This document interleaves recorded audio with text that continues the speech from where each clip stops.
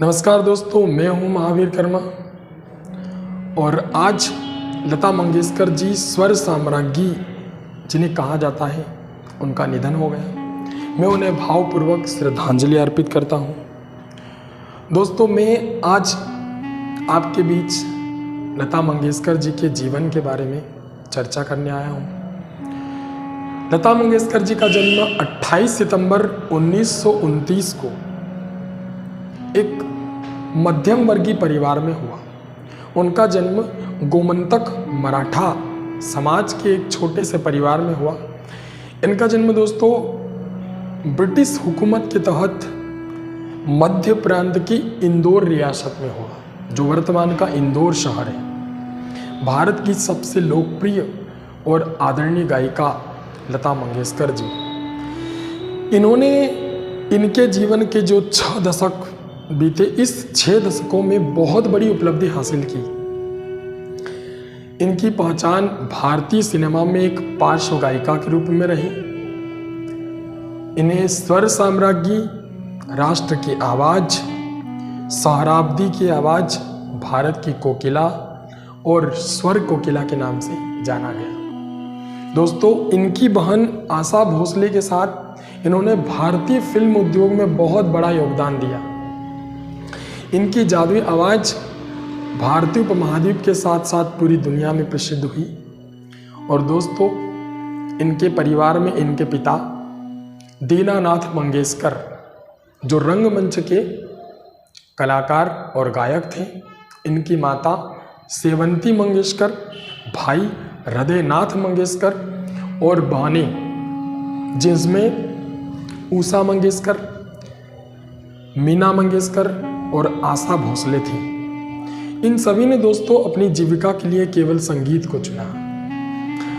हालांकि लता मंगेशकर जी का जन्म इंदौर में हुआ, परंतु इनका लालन पालन महाराष्ट्र में हुआ। बचपन से लता जी गायिका बनना चाहती थी।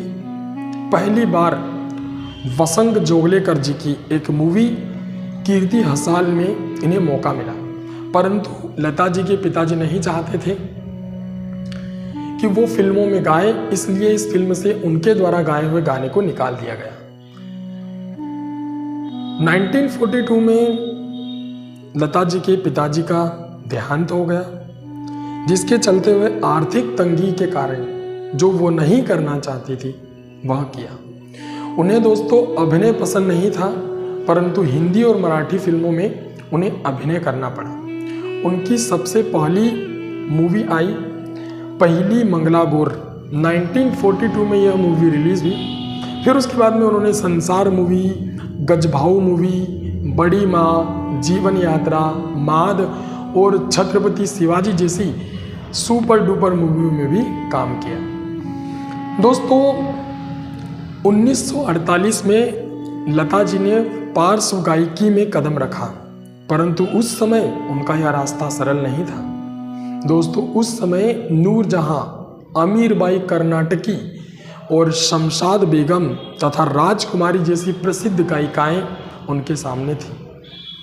और दोस्तों, 1947 में बसंत जोगलेकर जी द्वारा अपनी फिल्म आपकी सेवा में उनको फिर गाने का मौका दिया गया। और दोस्तों, इसके बाद उन्हें खूब चर्चा और प्रसिद्धि मिली, परंतु इसके बाद दोस्तों उन्हें जब फिल्म मिलती रही तो उन्हें कुछ खास हिट की या कुछ अपने एक प्रसिद्धि की मौके की तलाश थी। उसके बाद दोस्तों 1949 में लता जी को एक फिल्म का ऑफर आया, वह थी महल। और महल फिल्म में दोस्तों उन्होंने आएगा आने वाला गीत से पूरे भारत में प्रसिद्धि हासिल कर ली। और दोस्तों, इसके बाद पार्श्व गायिका में जैसे ही ये इंटर हो गई तो लता जी ने कभी भी पीछे मुड़ के नहीं देखा। दोस्तों, आज तक लता मंगेशकर जी ने 20 भाषाओं में 30,000 से भी ज़्यादा गाने गाए हैं। परंतु दोस्तों, 1980 में लता मंगेशकर जी ने फिल्मों में गाने से इनकार कर दिया और वह केवल स्टेज शो ही करती थी। और दोस्तों, लता मंगेशकर जी एकमात्र ऐसी जीवित हस्ती रही जिनके नाम पर जीते जी पुरस्कार प्रदान किए गए। और दोस्तों लता मंगेशकर जी जब भी गाती थी चप्पल उतार कर नंगे पैर गाया करती थी। दोस्तों इन्हें इनकी ख्याति के लिए बहुत सारे पुरस्कार भी प्रदान किए गए, जैसे फिल्म फेयर पुरस्कार 1958 को दिया गया, 1962 को, 1965 को, 1969 को, 1993 को, 1994 को इन्हें फिल्म फेयर पुरस्कार दिया गया। उसके बाद में राष्ट्रीय पुरस्कार 1972 से लेकर के 1990 तक इन्हें प्रदान किए गए।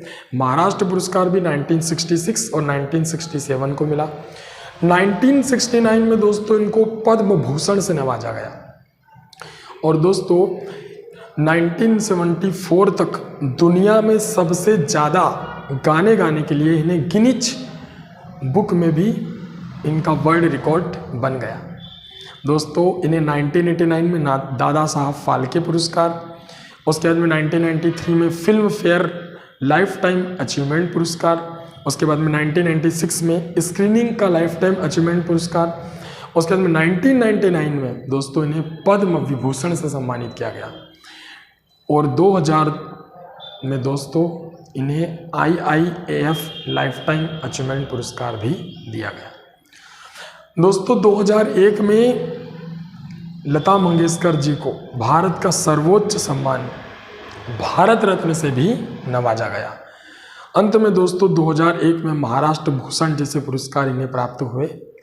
परंतु दोस्तों आज ही के दिन 6 फरवरी 2022 को 92 ईयर की उम्र में लता मंगेशकर जी का निधन हो गया। दोस्तों कहा जाता है और लोग कहते हैं कि सूर्य साम्राज्ञी अनंत में विलीन हो गई, परंतु दोस्तों जब तक वो हमारे बीच थी उन्होंने अपनी आवाज़ से पूरे भारत को और पूरी दुनिया को खुश रखा और मोटिवेट किया।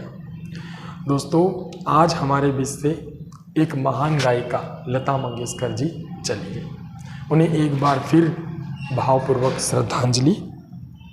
धन्यवाद।